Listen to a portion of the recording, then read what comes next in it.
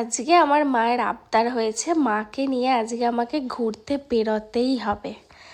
Hi everyone, তো আজকে আমি মায়ের সাথে বেরোচ্ছি একটু আউটিংসে।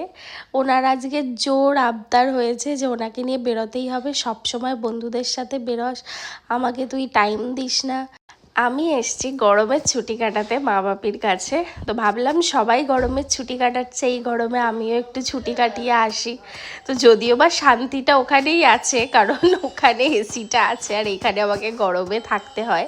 কিন্তু ওই বলে না যে বাবা মার কাছে একটা আলাদাই শান্তি, সে কি গরম আর কি কষ্ট, মানে আলাদাই একটা সুখ খুঁজে পাওয়া যায়, শান্তি পাওয়া যায়। এর আগের বারে যখন এসেছিলাম কিছুদিনের জন্য, তখন মা অনেকবার বলেছিল যে আমি তো কোথাও বেরোই না, তুই এত বন্ধুদের সাথে ঘুরছিস, আমাকে নিয়েও একটু ঘুরতে চ।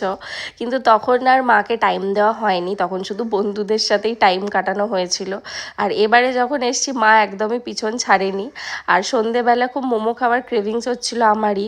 তো মা বলল চ, আমি তোর সাথে বেরোচ্ছি। তো আমি বললাম চলো তাহলে, তুমি যখন এতবার করে বায়না করছোই তোমাকে একটু ঘুরিয়ে আনি। তো যেহেতু অনেকটা সন্ধে হয়ে গেছিলো, তাই মাকে বললাম চলো স্টেডিয়াম দিয়েই ঘুরে আসি, তোমার একটু ঘোরাও হবে। আর মাকে নিয়ে ঘুরতে বেরোনোর মতো তো আর কেউ নেই। মাঝে মধ্যে আমি এলে আমার সাথে বেরোয়, আর নইলে দাদা বৌদির সাথে মাঝে মধ্যে একটু বেরোতে পারে। তো মায়েরও মাঝে মধ্যে একটু ঘুরতে যেতে, বাইরে বেরোতে ইচ্ছে করে। আর সত্যি কথা বলতে আমার মা খুব একটা বাইরে বেশি বেরোয়ও না, তাই উনি রাস্তাঘাট একদমই চেনে না। রাস্তায় কোথাও ছেড়ে দিলে উনি কিছু চিনতেও পারবে না, বাড়িও ফিরতে পারবে না, মানে এরকম একটা ব্যাপার।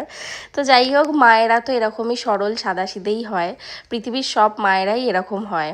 তো আমরা দুজন একটু মোমো খেয়ে নিলাম, মা তো খেতেই পারিনি, দুটো খেয়েই বলছে আমার পেট ভরে গেছে। আর তারপরে প্যাক করিয়ে নিয়েছিলাম। আর ওই দোকানের মোমোটা আমার খুব ভালো লাগে, আর মায়েরও বেশ ভালো লেগেছে। তারপর দাদার জন্য একটু ফ্রাইড মোমো প্যাক করিয়ে নিয়েছিলাম, আর বাপির জন্য একটু কাবাব নিয়ে নিয়েছিলাম। মানে ভাবো, আমি ওনার সাথে ঘুরতে বেরিয়েছি যে আমরা দুজন ঘুরবো খাবো, কিন্তু উনি একা খাবেন না। উনি ওনার ছেলে, বর, শাশুড়ি, বৌমা সবার জন্যে কিছু না হলেও কিছু একটা খাবার কিনে নিয়ে যাবেই। আর তারপরে আমার বৌদি যেহেতু কিছু খাবে না বলছিল, তাই ওর জন্য একটু আইসক্রিম নিয়ে নিয়েছিলাম, আর একটা কোল্ড ড্রিঙ্কস কিনে নিয়েছিলাম। আর আমার ঠাকুমা যেহেতু বাইরের খাবার একদমই খায় না, তো ঠাকুমার জন্য একটু মিষ্টি নিয়ে নিয়েছিলাম। সেটার আর ভিডিও ক্লিপ নেওয়া হয়নি, তখন আর খেয়াল ছিল না। তারপর ঠাকুরের ফুলও কেনার ছিল। আর এই দেখো, রাস্তা দিয়ে যেতে যেতে এই দুটো ছুটকু বাচ্চাকে দেখতে পেয়েছি, এত কিউট। তো আমাকে দেখে আমার পেছন পেছন আসছিল। আর আমাদের বাড়িতে কিছুদিন পরেই একটা সত্যনারায়ণ পুজো দেওয়া হওয়ার কথা হচ্ছিল। তো বাউন ঠাকুরের সাথে দেখা হয়ে গেছিলো বলে মা রাস্তায় ওনার সাথে একটু কথা বলে নিচ্ছিলেন। আর তারপর আমরা বাড়ি চলে এসেছিলাম। যাওয়ার সময় তো খুব এনার্জি নিয়ে হেঁটে হেঁটে চলে গেছিলাম, ভেবেছিলাম আসার সময় টোটো করে আসব, কিন্তু ঠাকুমার মিষ্টি আর ঠাকুরের ফুল নেওয়ার জন্য আমাদেরকে আসার সময়